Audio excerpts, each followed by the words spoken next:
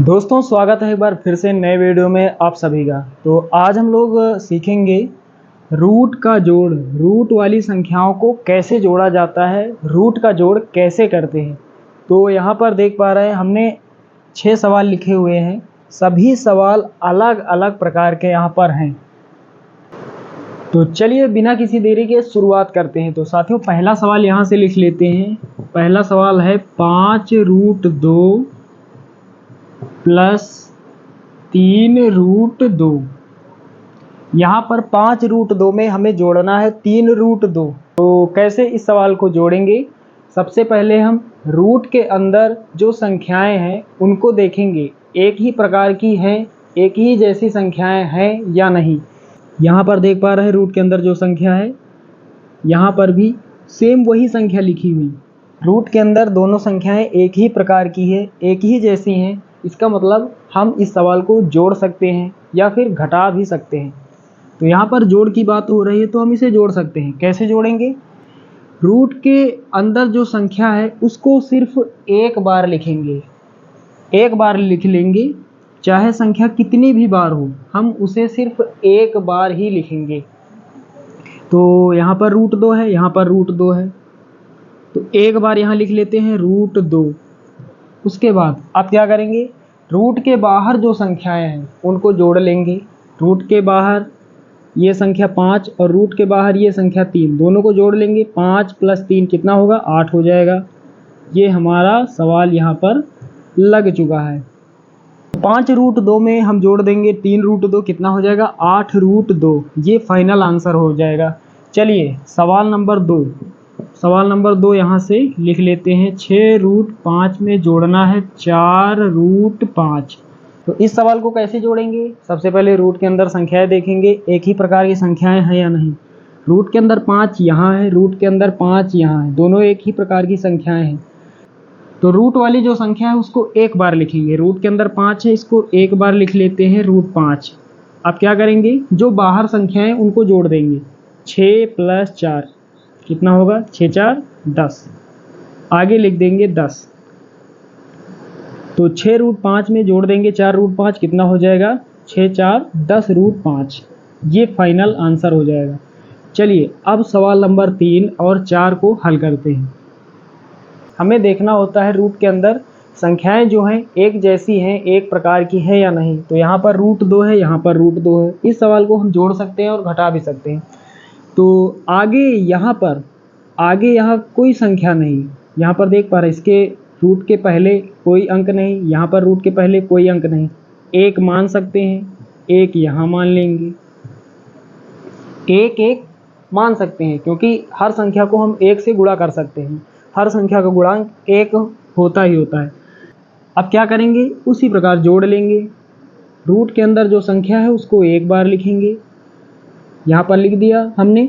अब आगे जो संख्याएं हैं यानी रूट के बाहर जो संख्याएं हैं उनको हम जोड़ देंगे। 1 + 1, 1 में 1 जोड़ेंगे, कितना हो जाएगा? 2 हो जाएगा। यहाँ आगे लिख देंगे 2। तो 1√2 में जोड़ देंगे 1√2, कितना हो जाएगा? 2√2। ये फाइनल आंसर हो जाएगा।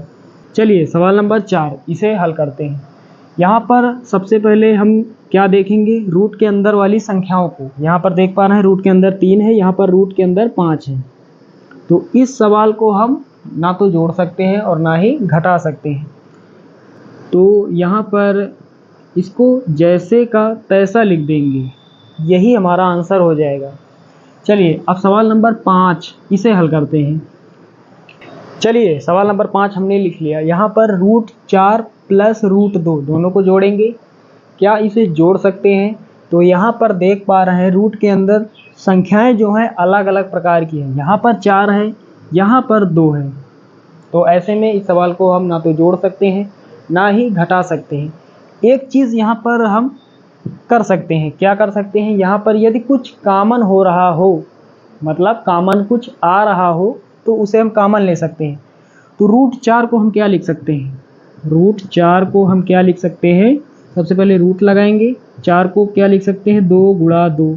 एक बार है रूट के अंदर 2 संख्याएं हो गई, दोनों को अलग कर देते हैं। तो यहाँ पर √2 × √2 ये लिख सकते हैं हम। रूट 4 को क्या लिख सकते हैं, रूट 2 गुणा रूट 2 ये लिख सकते हैं। तो यहाँ पर इसके स्थान पर लिख देते हैं रूट 2 इंटू रूट 2, इंटू का मतलब गुणा ही होता है, और ये रूट 2। यहाँ पर हम जोड़ नहीं सकते, हमने शुरुआत में ही बता दिया। रूट के अंदर अलग अलग प्रकार की जब संख्याएं होती हैं तो हम जोड़ नहीं सकते और ना ही घटा सकते हैं। एक चीज़ कर सकते हैं, यदि कुछ कॉमन हो रहा है तो कॉमन ले सकते हैं, और यहाँ पर हम सिर्फ कॉमन लेने जा रहे हैं। अब कॉमन क्या है, कॉमन क्या चीज़ होती है, कॉमन किसे कहते हैं? कॉमन वो संख्या, वो चीज़ होती है जो हर एक स्थान पर होती है, सब जगह होती है। रूट 2 यहाँ है, रूट 2 यहाँ पर भी है, रूट 2 की मौजूदगी दोनों स्थानों पर है, तो रूट 2 को हम कॉमन ले सकते हैं। रूट 2 हम कॉमन ले लेंगे।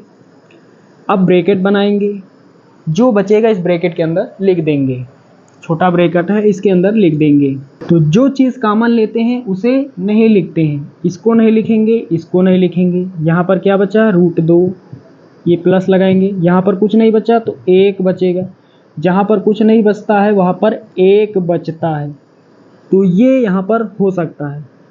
तो ये फाइनल आंसर हो जाएगा। इतना काम यहाँ पर हो सकता है, सिर्फ हमने यहाँ पर कॉमन लिया है, इसके सिवा इसमें कुछ नहीं कर सकते। चलिए सवाल नंबर 6 इसे हल करते हैं।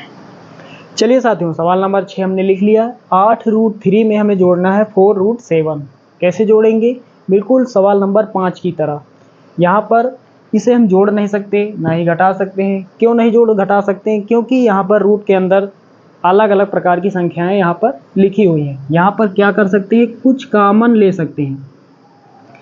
तो यहाँ पर क्या कॉमन है, 8 को हम क्या लिख सकते हैं, 8 को हम लिख सकते हैं 4 गुणा 2, 4 दूना 8 होता है। 4 को हम क्या लिख सकते हैं, 4 को हम 1 से गुणा कर सकते हैं, 4 1 के 4, ये लिख सकते हैं। अब यहाँ पर कॉमन क्या है, 4 ऊपर है 4 नीचे है, 4 कॉमन है। अब आप यहाँ पर देख पा रहे हैं, एक नीचे है और एक ऊपर, तो क्या एक को हम कॉमन ले सकते हैं? जब कुछ नहीं कॉमन हो तो एक को ले सकते हैं, लेकिन यहाँ तो 4 आ रहा है कॉमन। एक कब कॉमन होता है, जब कुछ नहीं कॉमन होता है। जहाँ पर कोई चीज़ कॉमन नहीं होती है वहाँ पर एक कॉमन होता है। यहाँ पर जैसे रूट 5 प्लस यहाँ पर रूट 4, तो यहाँ पर देख पा रहे हैं रूट के अंदर दोनों अलग अलग प्रकार की संख्या हैं, यहाँ जोड़ नहीं सकते।